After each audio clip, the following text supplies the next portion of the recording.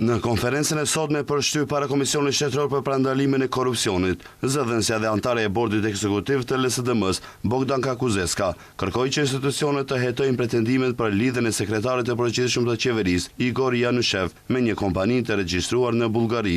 Kuzeska deklaroi se opinioni publik ka mësuar për, siç thot ajo, edhe një skandal serioz që prek nivelet më të larta të qeverisë, edhe theksoi se sipas dokumenteve të publikuara në media, Janushev është i lidhur me një firmë në Bullgari. Sipas saj, në deklaratat e pasurisë që Janushev i ka dorëzuar antikorrupsionit, nuk është përmendur një lidhje e tillë, për çka komisioni, siç e theksoi ajo, duhet mënjëherë të hapë një rast dhe të verifikojë të gjitha faktet. Tuka počituvani e suštinata na skandalot koji bara... Komisioni antikorrupsion nuk guxon të jetë një vëzhgues i heshtur i skandaleve të pushtetit.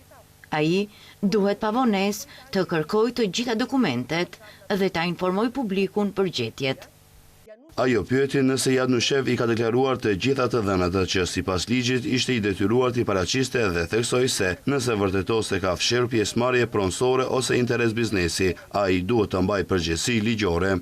Kuzeska kritikoi edhe VMRO të PMN, duke akuzuar partinë në pushtet për standarde të dyfishta në lidhje me politika ndaj Bullgarisë dhe integrimet europiane të shtetit. Nga LSDM-ja pyesin gjithashtu nëse Igor Janushev do të jap dorëheqje nga posti i sekretarit të përgjithshëm të qeverisë gjatë kohës që do të zhvillojë një hetim i mundshëm.